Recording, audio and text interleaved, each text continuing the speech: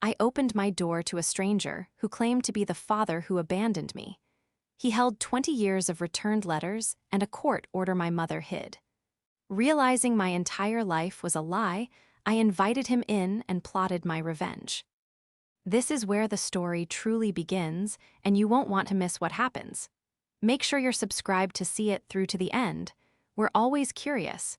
Where in the world are you all watching from today? Let us know in the comments. The timing could not have been worse.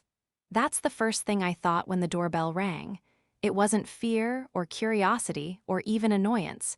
It was just a bone-deep exhaustion. I was curled up on the sofa, wrapped in 3 layers of blankets, shivering despite the heating being cranked up to 75. The stomach flu had been ravaging me for 2 days, leaving me hollowed out, dehydrated, and weak. My hair was a matted mess on top of my head, and I was wearing sweatpants that I hadn't changed out of since Tuesday. James, my fiancé, was still at work. He wasn't due back for another 3 hours. I wasn't expecting a package. I wasn't expecting anyone. The doorbell rang again, more urgent this time, 2 sharp bursts. "Coming," I croaked, my voice sounding like gravel grinding together. I forced myself upright. The room spun lazily to the left. I had to grip the back of the sofa to steady myself, waiting for the black spots in my vision to clear. I shuffled toward the door, my socks sliding on the hardwood floor. I checked the peephole, squinting through one eye. There was a man standing on my porch. He looked older, maybe in his mid-50s. He was wearing a worn canvas jacket, the kind construction workers wear until the elbows fray. He had a baseball cap pulled low, but I could see gray stubble on his cheeks and deep lines etched around his mouth. He was clutching a plastic grocery bag against his chest like it was full of gold bars.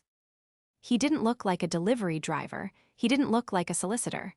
He looked terrifyingly nervous. I unlocked the deadbolt but kept the chain on, cracking the door open 3 inches. "Can I help you?" I asked. The cold air from outside hit my feverish skin, making me shudder. The man looked up. His eyes were a startling, piercing blue. My breath hitched in my throat. I knew those eyes. I saw them in the mirror every single morning while I brushed my teeth. He stared at me, his mouth opening and closing slightly, as if the words were stuck. He looked at my face, searching, scanning every feature.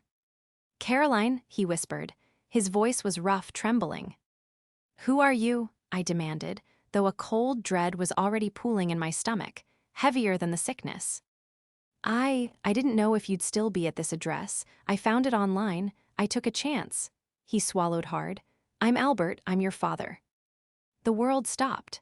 Literally, for a second, the hum of the refrigerator, the sound of a passing car, the wind in the trees, it all just ceased. "My father is dead to me," I said automatically.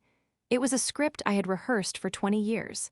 A line Diane, my mother, had taught me when I was 6 years old. "He left us, Caroline. He doesn't want us. He's dead to us." I went to shut the door. "Wait." He didn't jam his foot in the door. He wasn't aggressive. He just held up the plastic bag, pressing it against the crack in the door. "Please, just. Your mother said you hated me. She said you burned my letters.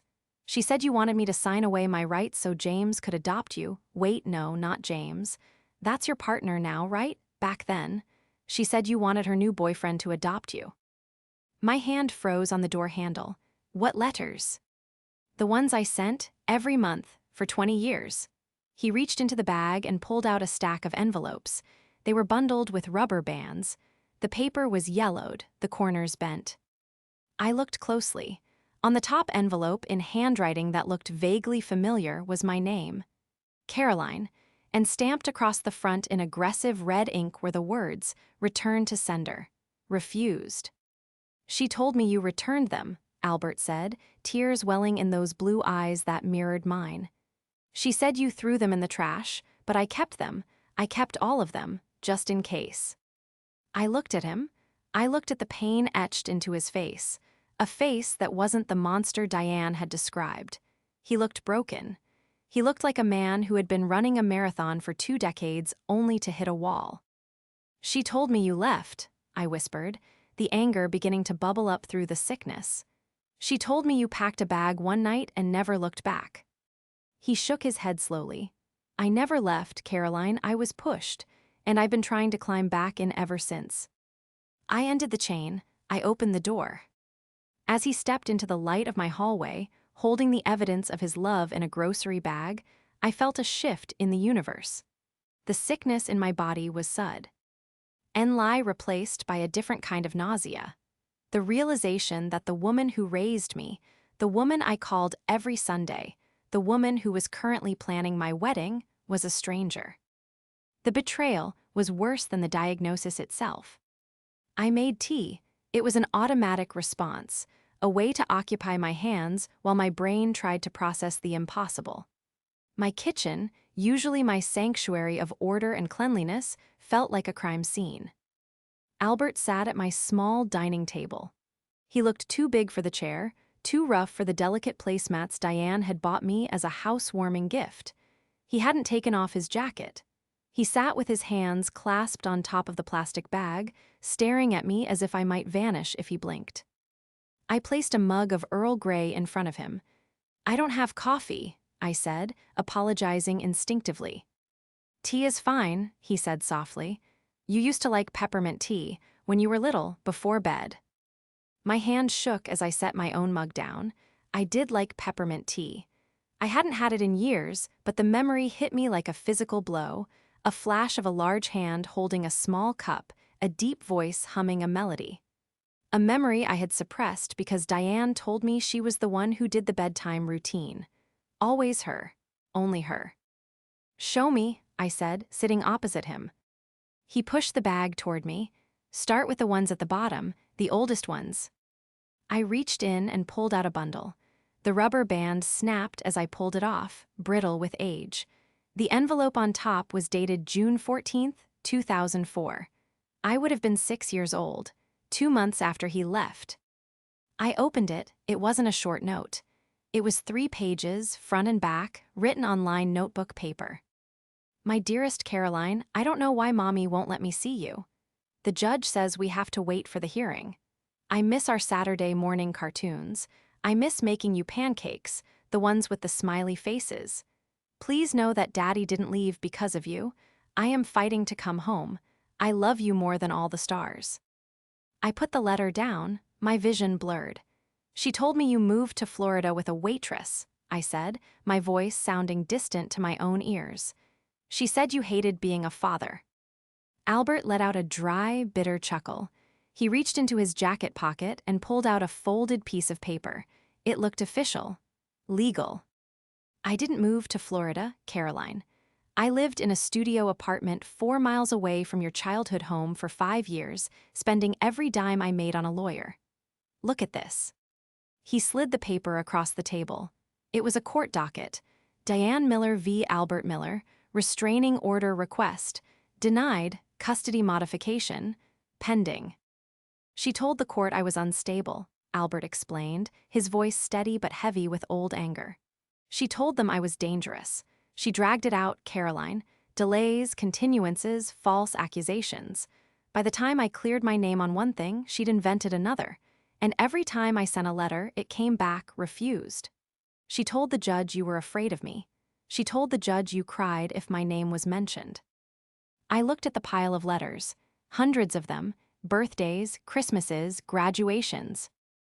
I pulled out one for my 18th birthday. Inside was a check for $500. It was void now, obviously, but the memo line read, "For your car fund. Love, Dad." I drove a beat-up Honda Civic that I bought with my own money from waiting tables, I murmured. "Mom said you didn't pay a cent of child support. She said she had to work 3 jobs to keep us afloat." "I paid the state," Albert said. "Garnished from my wages, every paycheck. I have the stubs if you want to see them." I closed my eyes. The image of Diane, Saint Diane, the martyr, began to crack. I thought of all the times she sighed while paying bills, looking at me with those sad, martyr eyes, saying, "It's hard doing this alone, Carrie, but I do it for you because your father couldn't be bothered." My phone buzzed on the table. The screen lit up. "Mom calling." The timing was impeccable, cosmic.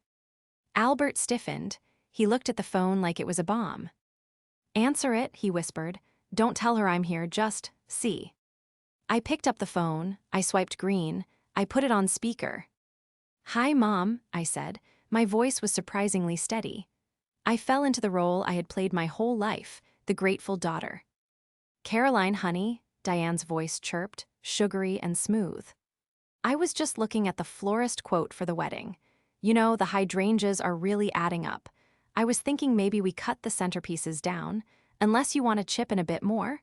I mean, I'm stretching myself thin as it is, you know how tight money is for me. I looked at Albert. He was looking at his hands, his jaw clenched. "I thought we had a budget, Mom," I said. We do," she sighed, a heavy, dramatic sigh. "It's just, well, your father never helped with a college fund, and he certainly isn't helping with this wedding, is he? It all falls on me, as always, but don't you worry, sweetie. I'll pick up an extra shift at the agency. I'll make it work, I always do." The lie was so casual, so practiced. She wielded his absence like a weapon to guilt me, to control me. "Thanks, Mom," I said. "You're the best." "I know, honey. Get some rest. You sound awful." She hung up. The silence in the kitchen was deafening. Albert looked up at me, his eyes red. "See." "I see," I said. I looked at the legal documents Albert had brought. I looked at the letters. And then I looked at the chaotic pile of papers on my own counter, my work bag. Diane had made a critical error. She had spent 20 years lying to a child, forgetting that the child would grow up. She forgot that I didn't just become an adult, I became a senior archivist for one of the city's biggest corporate law firms. My entire job was digging up the past. My entire career was built on organizing chaotic paper trails, finding the missing link, and distinguishing authentic documents from forgeries. She thought she had buried the truth. But she had forgotten one crucial thing. I organize evidence for a living, and I was about to build the biggest case of my life. To understand the magnitude of the lie, you have to understand the woman who told it. Diane wasn't just a mother, she was a performance artist. She was a beautiful woman, blonde and petite, who aged with a grace that she attributed to clean living, but was mostly due to expensive creams she couldn't technically afford. She was a real estate agent, a profession that suited her perfectly because it allowed her to sell a facade. She could walk into a crumbling house and make you see a palace. Growing up, it was us against the world. That was her mantra. Just you and me, Carrie, we don't need him. She curated our life to be a tragedy where she was the heroine. I remembered dinners of buttered noodles where she would starve, so I could have the last scoop, making sure to tell me, "I'm not hungry, baby, you grow." I found out years later she was eating takeout lunches at work. She isolated us. We didn't have much extended family. Her parents were difficult, so we rarely saw them. Albert's family was dangerous, so we never saw them. It was a closed loop. A vacuum where Diane was the source of all love, all money, all safety. And now, she was doing it with my wedding. James and I had been engaged for a year. James is an accountant, steady, logical, kind. He was the first man I ever dated that Diane didn't immediately try to dismantle. I think she liked him because he was quiet. She thought she could control him. Since the engagement, Diane had taken over. She called the vendors. She picked the colors. She managed the budget. She was currently staying in my guest room to help, though she had gone home for the weekend to check on her own house. I looked at Albert, who was slowly sipping his tea. He had aged, yes, but he wasn't the monster. He was just a man who had lost a war he didn't know he was fighting. "Where have you been living?" I asked him. "About 20 minutes south," he said. "I have a small contracting business. I build decks, do remodels. I've been keeping tabs on you, Caroline, from a distance. I saw your high school graduation photos in the paper. I saw the announcement when you made the dean's list. I have a scrapbook." He hesitated, then reached for his wallet. He pulled out a photo. It was grainy, clearly taken with a zoom lens from a distance. It was me, walking out of my office building last year. "I didn't want to spook you," he said apologetically, "but I just wanted to see that you were okay." The front door unlocked. I jumped, Albert froze. "Caroline, I'm home early." It was James. He walked into the kitchen, shaking rain off his umbrella. He stopped dead when he saw Albert. James is good with faces, he's good with details. He looked from me to the man in the work jacket, and his eyes widened. "Is everything okay?" James asked, stepping to my side instinctively, placing a hand on my shoulder. "James," I said, my voice shaking, "this is Albert." James frowned. "Albert the—" "My father," I said. James looked at Albert, then at the pile of letters, then at the court documents spread across the table. He looked at my face, which was pale and streaked with dried tears. "But," James started, confused. "Diane said he was in prison or Florida. She said he—" "She lied," I cut in. The anger was crystallizing now, hardening into something sharp and useful. "She lied about everything." I picked up a letter from the pile. It was unopened. "She returned all of these. She told him I hated him. She told me he hated me." James picked up the court document. He read the dismissal of the restraining order. He read the judge's notes citing insufficient evidence and petitioner's inconsistency. As an accountant, James understood documentation. He understood. "Odd facts." He looked up, his face hardening. "She's coming over for dinner tomorrow night," he said, "to finalize the seating chart." "I know," I said. Albert looked anxious. "I should go. I don't want to cause trouble with your mother. I needed you to know." "No," I said firmly. "You aren't going anywhere. You've missed 20 years. You aren't missing another minute." I looked at James. "I need you to help me scan all of this. Every letter, every court docket, every cashed child support check." James nodded, loosening his tie. "I'll get the scanner." I turned to Albert. "And you," I said, "are going to tell me everything. Every date, every lawyer you hired, every time she blocked you. Because tomorrow night, we aren't discussing seating charts." "What are we doing?" Albert asked. I smiled, but there was no warmth in it. "We're going to review the archives." Diane was coming into my home, expecting a submissive daughter and a passive son-in-law. She was expecting to play the martyr, to cry about the budget, to be praised for her sacrifice. She had no idea that the deadbeat was sitting at my kitchen table, and the naive daughter was preparing a discovery file that would bury her. We didn't sleep that night.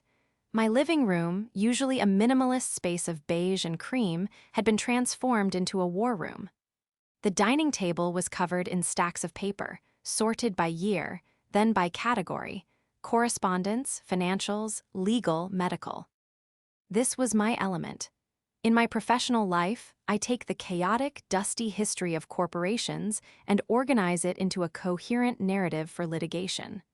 I find the needle in the haystack. I find the missing memo. Tonight, the corporation was my childhood, and the missing memo was my father's love. James had moved his laptop to the coffee table. He was building a spreadsheet, his fingers flying across the keys, the blue light of the screen illuminating his focused frown. As an accountant, he found comfort in numbers, and the numbers Albert had brought were telling a damning story. "She cashed them all," James said, breaking the silence around 3:00 a.m. He turned the laptop so I could see. "Look at this, Carrie. Every single child support check. Albert paid bi-weekly. $500, then adjusted for inflation to $650 later on. It adds up to nearly $200,000 over 18 years. I stared at the spreadsheet. $200,000. "She told me we were poor," I whispered. "She made me wear Payless shoes until the soles flapped open because she said we couldn't afford Nikes. She made me apply for the free lunch program at school. She was receiving the equivalent of a second full-time salary tax-free," Albert added softly from the armchair. He was holding a mug of coffee, watching us work with a look of awe and sadness. "I worked double shifts at the lumber yard to make those payments. I thought she was saving it for your college. That was the agreement in the initial mediation before she cut me off." I walked over to the legal pile. I picked up a transcript from 2008. I had read it 3 times already, but the words still made my stomach churn. It was a transcript from a family court hearing. Judge, Mrs. Miller, you state that the father has made no attempt to contact the child? Diane, no, Your Honor, he sends nothing. No letters, no calls. Caroline cries herself to sleep wondering why he doesn't love her. I looked at the correspondence pile next to it. The pile from 2008 was 4 inches thick. Birthday cards, postcards from job sites, letters begging for a phone call. She perjured herself, I said, my voice hardening. Repeatedly, systematically. And look at this, James said, clicking to a new tab. I did a quick public records search on Diane's property history. You know that rental property she said her parents left her? The one she sold to pay for your braces. Yeah. Her parents didn't leave it to her. She bought it in 2005. Down payment of $20,000. Cash. I felt the blood drain from my face. 2005. That was the year Albert had paid a lump sum of back support after a wage garnishment mix-up. She bought a rental property with his money, I realized. And then she sold it and told me she was sacrificing her inheritance for my teeth. Albert stood up and walked over to the window, looking out at the dark street. I just wanted to be a dad, he said, his voice cracking. I didn't care about the money. I just wanted to see you ride a bike. I stood up and walked over to him. For the first time, I reached out. I hesitated for a fraction of a second, fighting 20 years of conditioning, and then I placed my hand on his arm. His jacket was rough, but his arm was warm. You're here now, I said. He looked at me, tears spilling over.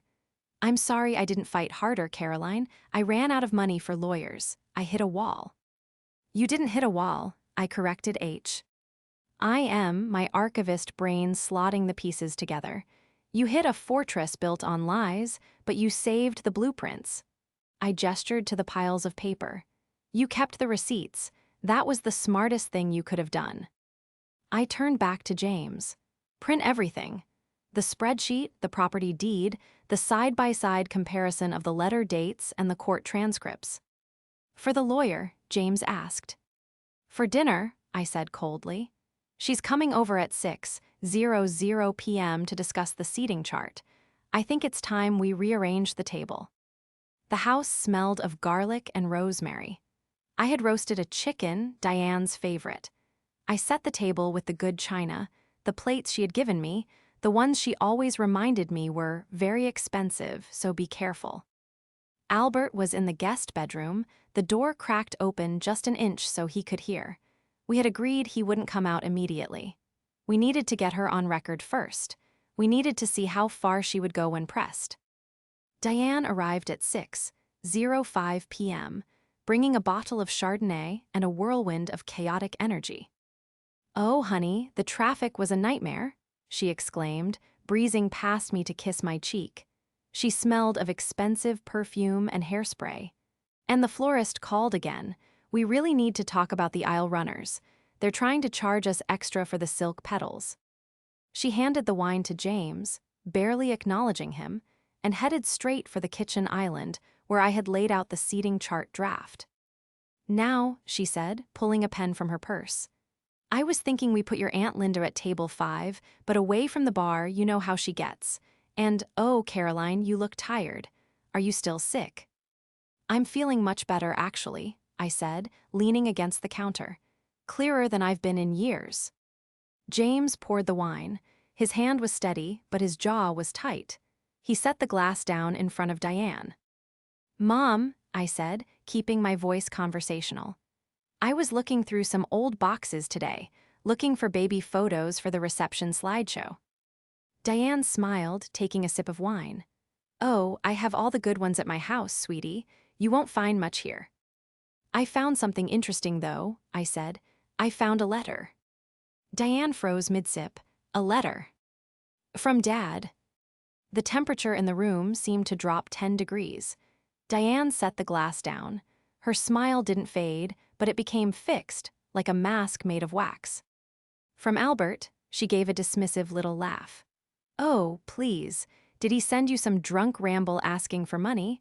I told you, Caroline, he always tries to crawl back when he thinks there's cash involved. Actually, I said, reaching under the counter and pulling out a specific photocopy. I slid it across the island toward her. It's dated June 2004.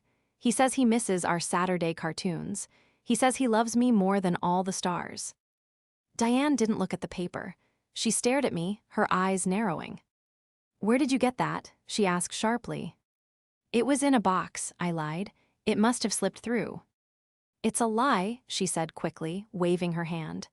He's manipulative, Caroline. He probably wrote that years later to cover his tracks.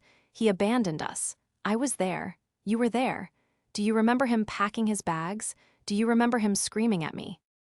No, I said honestly. I don't. I remember you screaming. I remember you changing the locks. I changed the locks for our safety. Her voice rose, taking on that familiar hysterical edge she used whenever she was challenged. He was unstable. He was dangerous. I protected you.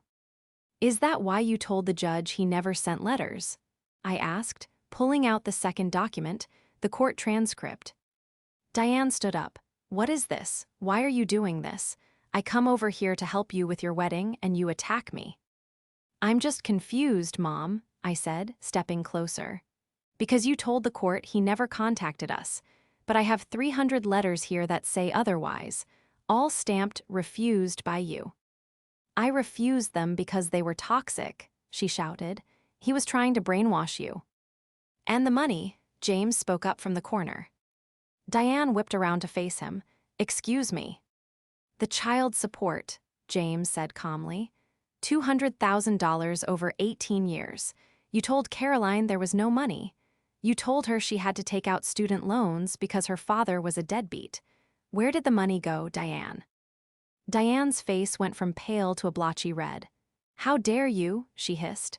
I raised this girl. I sacrificed everything. I worked my fingers to the bone. You bought a rental property in 2005, James said. Cash, using the back pay settlement Albert sent. I did that for us, Diane screamed. To build a future, and I sold it to pay for things we needed. You sold it to buy your Mercedes, I said. I remember when you got that car. You told me you won a bonus at work. Diane was breathin'. G heavily now. She looked trapped. She looked at the door, then back at me. Her eyes filled with tears, her ultimate weapon. Caroline, she sobbed, her voice breaking perfectly. I can't believe you're doing this. After everything I've done, you're letting him win. He's not even here and he's still destroying our family. He's a monster, if you knew what he was really like. I do know, I said. No, you don't know him. I do, I repeated. I looked toward the hallway. Come in, Dad. Diane stopped crying instantly. She turned toward the hallway door. The door opened. Albert stepped out. He wasn't holding the bag anymore. He was standing tall, his hands at his sides. He looked at Diane, not with anger, but with a profound, pitying disappointment. Hello, Diane, he said. Diane made a sound I had never heard before, a strangled gasp, like all the air had been sucked out of her lungs. She stumbled back against the counter, knocking her wine glass over. The Chardonnay spilled across the seating chart, soaking the paper in gold. Get out, she whispered. Then she screamed, Get H.I.M. out of here. He's going to hurt me. Call the police. She lunged for her phone. I'm calling 911. He's violating the restraining order. There is no restraining order, Albert said calm. The judge dismissed it in 2009. You know that. You were there. He broke in, she screamed at me, her eyes wild. Caroline, run. He's going to kill us. It was a performance. A terrifying, Oscar-worthy performance. If I hadn't read the files, if I hadn't spent the last 24 hours analyzing the data, I might have believed her. I might have been scared. But I wasn't scared. I was disgusted. Stop it, I said. My voice wasn't loud, but it cut through her screaming like a blade. Stop acting. Diane froze. She looked at me, and for the first time in my life, I saw the mask completely fall away. There was no martyr, no loving mother, just a cold, calculating stranger who had been caught. You ungrateful little brat, she spat. Diane stormed out 3 minutes later. She didn't leave in tears, she left with threats. You're dead to me, she hissed at me as she grabbed her purse. Don't expect a penny for this wedding. Don't expect me to be there. And when he leaves you again, and he will, don't come crawling back to me. She slammed the front door so hard the windows rattled. For a moment, the three of us just stood in the silence of the kitchen, listening to the aggressive roar of her engine as she peeled out of the driveway. Well, James said, picking up the wine bottle, that answers that.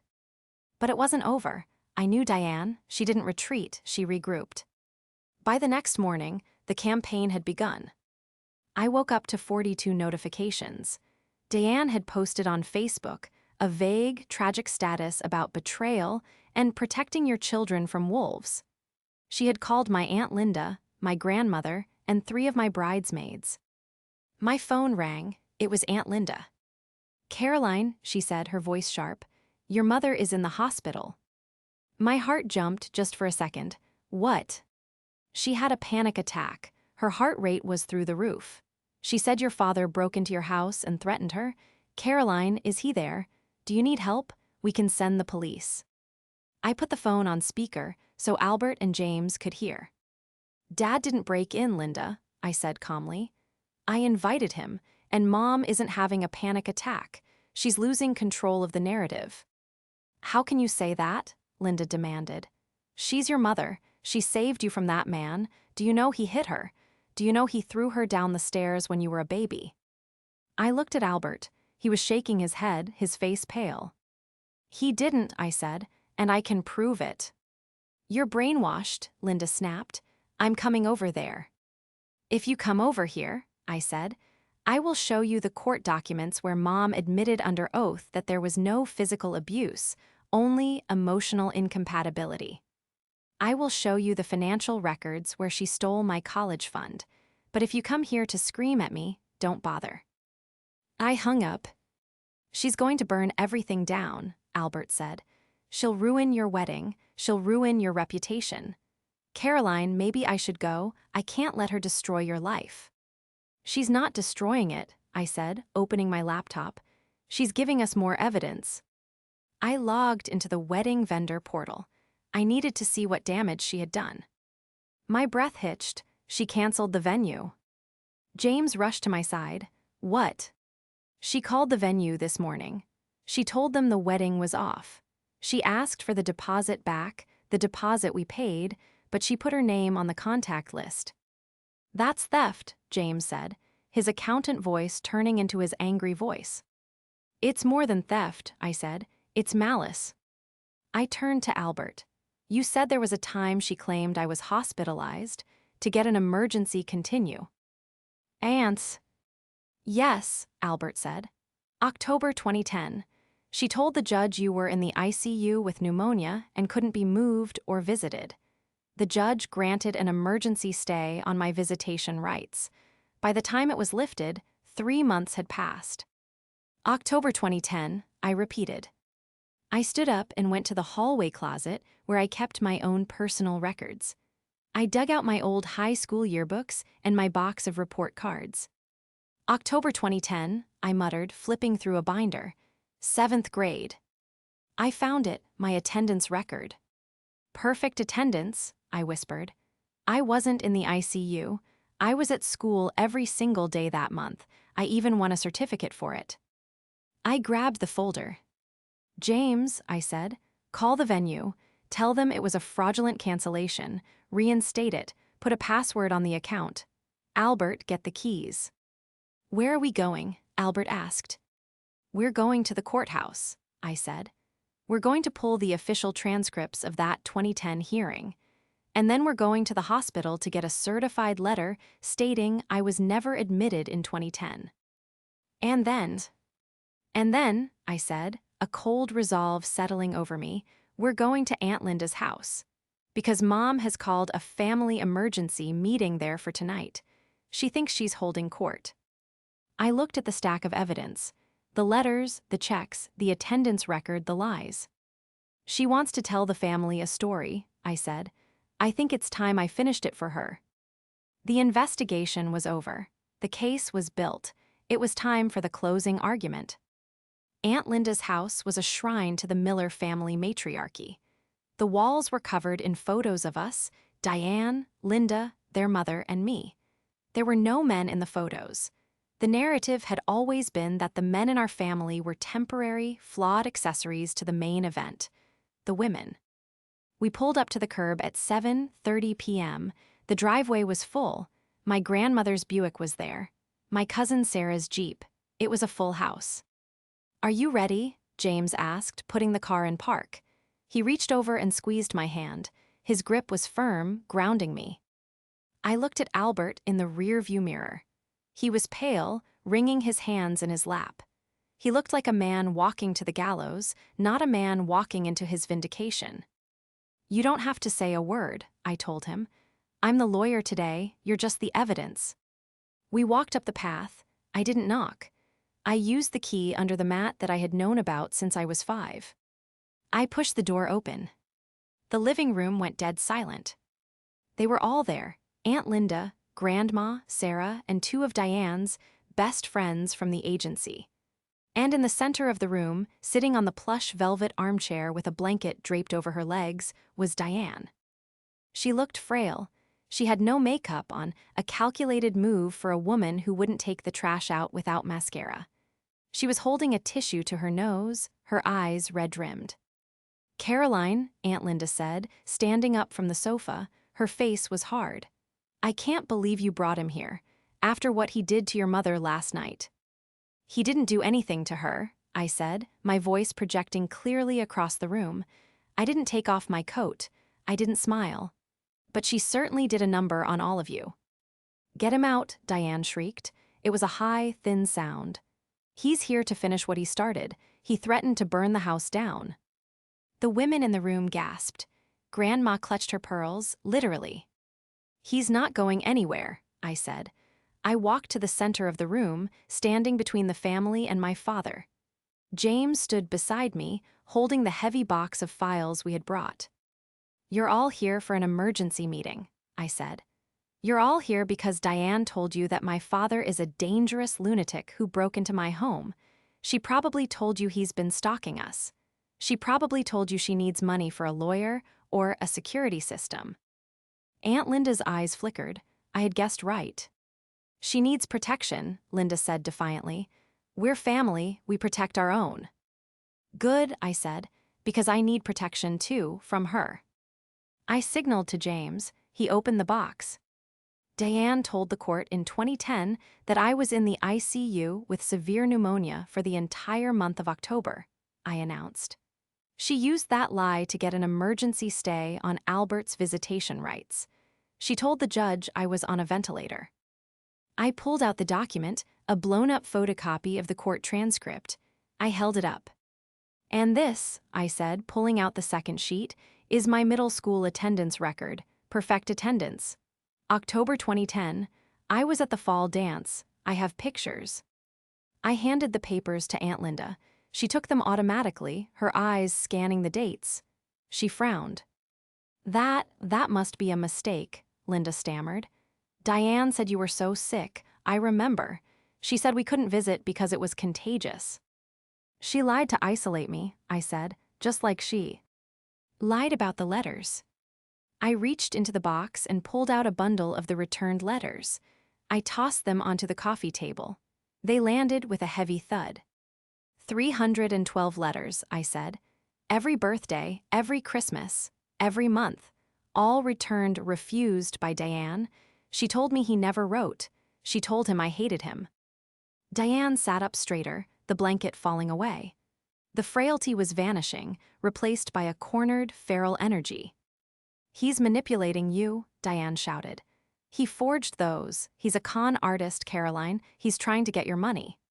"Speaking of money," I cut her off. I turned to my grandmother.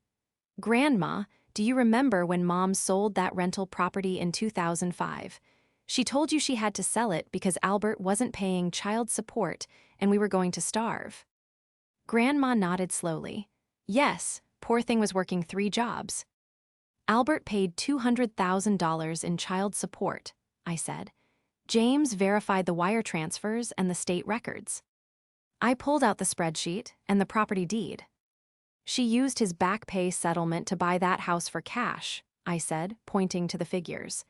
And she used the monthly payments to fund her lifestyle. The Merceds, the trips to Cabo, the business expenses, that was my father's money. Money meant for my education. Money meant for me. The room was shifting. The air was changing pressure. The aunts were looking at the papers, then at Diane. The narrative was cracking. "You little ingrate," Diane hissed. Her voice dropped an octave. The sweet victim voice was gone. "I fed you, I clothed you, I gave up my life for you." "You stole my father?" I shouted back, my composure finally fracturing. "You stole 20 years. You looked me in the eye when I was 7 years old and crying because I missed my daddy, and you told me he didn't love me. You watched me grieve a living man for 2 decades, Diane. That isn't sacrifice. That is torture." Diane stood up. She wasn't frail anymore. She was furious. "I did what I had to do," she screamed, stepping toward me. "He wasn't good enough for us. He was a carpenter, a nobody. I wanted better for you. I wanted to mold you into something special, not some contractor's daughter who smells like sawdust." "So you lied?" Aunt Linda asked, her voice quiet. Diane whipped around to face her sister. "Oh, grow up, Linda. You're just jealous because I actually made something of my life. I managed the situation. I controlled the variables. That's what mothers do." "You committed perjury," James said coldly, "and fraud." "I am the victim here," Diane shrieked, her face twisting into something ugly. "My own daughter is betraying me after I planned her whole wedding, after I—" "The wedding you canceled?" I asked. The room gasped again. "I reinstated it this morning," I said, "and I removed you from the guest list, and the vendor contacts, and my life." Diane stared at me. She looked around the room, searching for an ally. She looked at her mother, her sister, her friends, but they were all looking at the table covered in returned letters. They were looking at the evidence of a 20-year deception. "Mom," Diane said to my grandmother, "you can't believe him. He's..." Grandma stood up. She walked over to the coffee table and picked up one of the envelopes.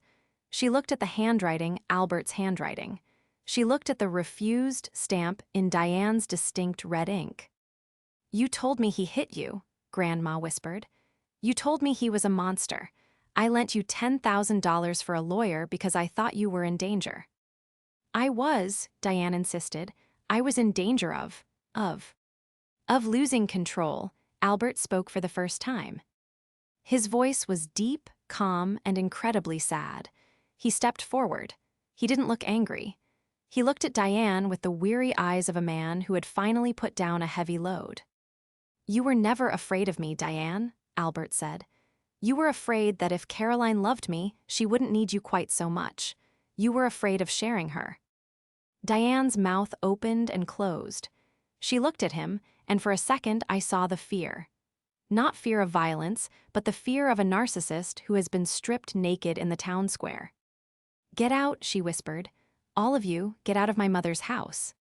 "Actually," Aunt Linda said, crossing her arms, "this is my house, Diane, and I think you're the one who needs to leave." Diane froze. The color drained from her face for real this time. "Linda," she gasped. "You lied to us," Linda said. "For 20 years, you made us hate a good man. You made us accomplices in hurting Caroline. Get out." Diane looked at me one last time. Her eyes were black holes of malice. "You'll be sorry," she spat at me.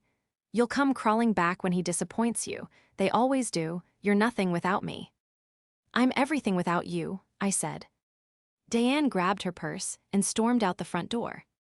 We heard her car start, the engine reviving aggressively, and then the screech of tires. She was gone. The silence that followed was heavy, but it wasn't oppressive. It was the silence of a fever breaking. Grandma walked over to Albert. She looked up at him. He was a foot taller than her. Her hands were shaking. "I'm so sorry," she whispered. "I didn't know." Albert smiled, a small, tentative smile. "It's okay, Margaret, it's over now." I looked at my father. I looked at the letters on the table. The archive was open. The truth was out. And for the first time in 20 years, the air in the room felt breathable. The fallout was swift and absolute. Diane didn't disappear quietly. She tried to launch a counteroffensive. She sent emails to my boss claiming I was stealing company secrets. My boss, who knew the whole story by then, blocked her address. She tried to sue James for defamation regarding the financial comments, a case that was dismissed before it even reached a hearing. But without her family, without her audience, she began to shrink. Aunt Linda and Grandma cut her off completely. It turned out that once the keystone of her lies was removed, the whole structure collapsed. The family realized that the feuds Diane had started with other relatives over the years were likely just as fabricated as her war with Albert. We didn't sue her for the money. Albert wanted to, initially, on principle. But I was tired. I didn't want to spend another 5 years in court. I wanted to live. We got a permanent restraining order, citing her harassment and the fraudulent cancellation of the wedding, and we closed the file. 3 months later, the wedding finally happened. It was a crisp autumn day. The venue, which James had successfully rebooked, was decorated in deep greens and golds. There were no hydrangeas. I picked wildflowers instead. The moment everyone was waiting for, the moment I had dreaded for years when I thought I would have to walk alone, finally arrived.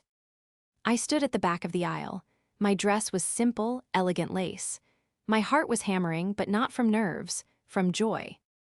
"Ready?" Albert asked. He was wearing a tuxedo.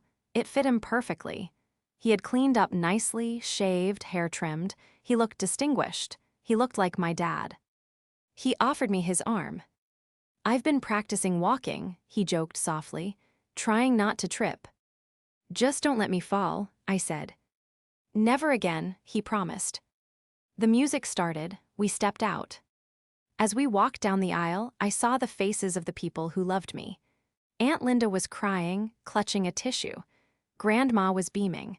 James was waiting at the altar, looking handsome and solid and true. But the most important thing was the weight on my arm. The steady, solid presence of the man who had fought for 20 years to be here. When we reached the front, the officiant asked, "Who gives this woman to be married?" Albert looked at me. He didn't say the standard line. We had written our own.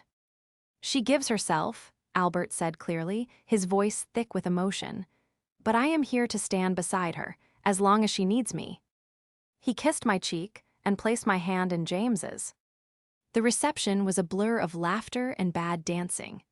At one point, during the father-daughter dance, Albert and I swayed to Wildflowers by Tom Petty. "I have a confession," Albert said as we spun slowly. "What?" "I didn't actually build decks for 20 years. Well, I did. But I also started a custom furniture business about 10 years ago. It did pretty well." I pulled back to look at him. Yeah, I put some money aside. Since I couldn't spend it on you then, I thought, maybe for a house, for you and James, a down payment." I stopped dancing. I stared at him. "Dad." "It's yours, Caroline. It was always yours." I rested my head on his shoulder, the tears finally spilling over, happy tears this time. "I don't need the money," I whispered. "I just need you to come over on Sundays and maybe teach me how to use a power drill." He laughed, a deep, rumbling sound that vibrated through his chest. "I think we can manage that." We walked out of the reception under a tunnel of sparklers. I looked back one last time. There was no shadow of Diane. There was no ghost of the past. There was just my family, imperfect, stitched back together with scar tissue and truth, but finally whole. I had spent my life as an archivist, preserving the past. But as I got into the car with James, holding my father's hand through the window one last time, I realized I was finally done with history. It was time to start writing the future.